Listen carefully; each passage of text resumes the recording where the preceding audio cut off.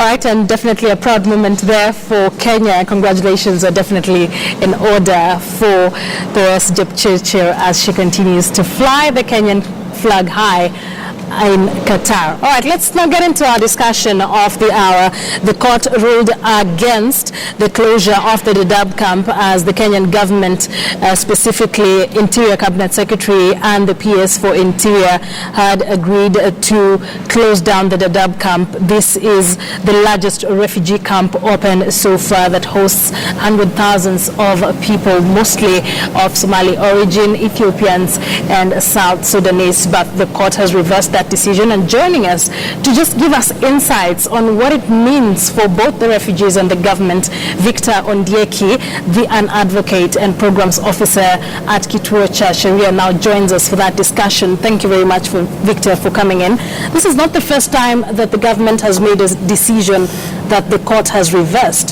What does this mean, really? You see, it's a very unfortunate instance that the government has been doing or going against the law persistently. You remember in 2013 when they were rounding up refugees and taking them to Thika Stadium and Kasarani and taking them to the camp. And you see, this is a consistent step which they have continued from where they stopped in 2013. You remember in 2013 they said refugees from Somali origin were supposed to be taken to Dadaab refugee camp, and the same refugees who are in Dadaab are the same who have been targeted by the directives by the government that they should go back to their country of origin. So we welcome the judgment because it is giving reprieve and it's setting a tone that the government must be a government that is faithful to the law and to their international obligations, which are supposed to protect the rights of the vulnerable and the people who need protection. Is it a lack of an understanding of what the law stipulates, or we just want to use power? I think our government is difficult to understand because you expect that from 2013, when the court ruled against their actions or directives, they should have learned and done things better. But again, when you find that they are doing the same things that the court ruled against, you fail to understand if this is a government that is keen to follow the law, or it's a government that is bent to just issue directions because they have the power. So it's a government that is we have failed to understand, and it is a welcome thing that at least there is a body in the judiciary that is coming up to remind the government of their roles and duties to the people who need protection. The Interior Cabinet Secretary Joseph Nkaissery had very many reservations and concerns, giving reasons why he wants to close down the Dadaab camp. Part of the reason was that it has become a crime nest for criminals, or a crime hub for criminals. Don't you think is this enough reason to want to close down a refugee camp? Anyone who understands refugee law will tell you that there is a principle of criminality, individual criminality, whereby you are not supposed to victimize people in masses because of actions of one person. Now, you see, the government is the one that is mandated to provide security and screen any person coming into the country.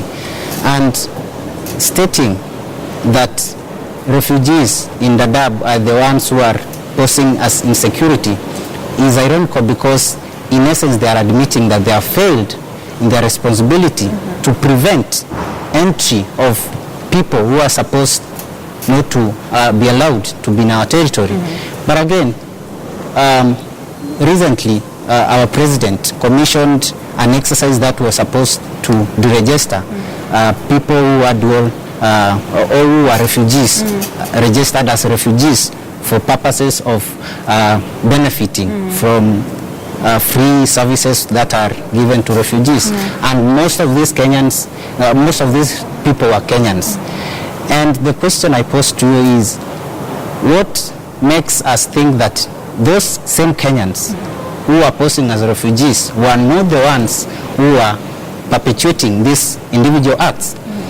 Again, our question is, are there any criminals that have been convicted and specifically being refugees?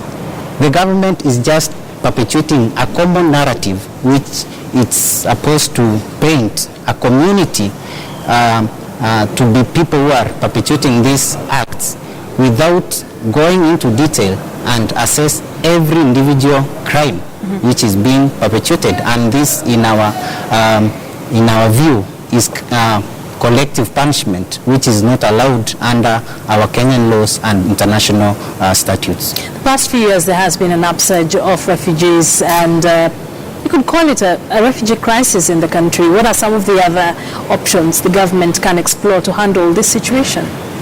The refugee problem is a global problem. It's not a unique problem to Kenya, and we have durable solutions to the refugee problem, and some of these solutions are local integration. We have noticed over time that the government of Kenya has refused to embrace local integration because we realize even the constitution provides that if you stay in a country like Kenya for a period of 6 years, or 7 years, you are eligible to apply for citizenship or nationality so that you can become a Kenyan or be locally integrated. And one of the solutions is local integration, which the government has not embraced. Then we have where we talk about voluntary repatriation itself, which is not forced repatriation. The government is perpetuating what we call forced repatriation, which is against international law of non-refoulement. Then we have resettlement to third countries, and resettlement again is not an easy solution because you have to depend on the goodwill of another state which is willing to host people from the country where those refugees are residing. And you realize repatriation itself is not the only solution. So we have other solutions with the government as either refused, declined to follow. So what are we saying? That the government did not exhaust all the options they had before they decided to close down the Dadaab camp? Exactly. The government had the opportunity, or it's mandated, to exhaust all the mechanisms or options, because you realize if you have to repatriate someone or take them back to their country where they're running away from persecution, in essence we're taking them back to where they're likely to face abuses, and that will be forced repatriation, and it can only be used as a last resort. And there are only 2 exceptions to repatriating someone against their will, and this is where someone is a threat to national security and this person has committed an international crime.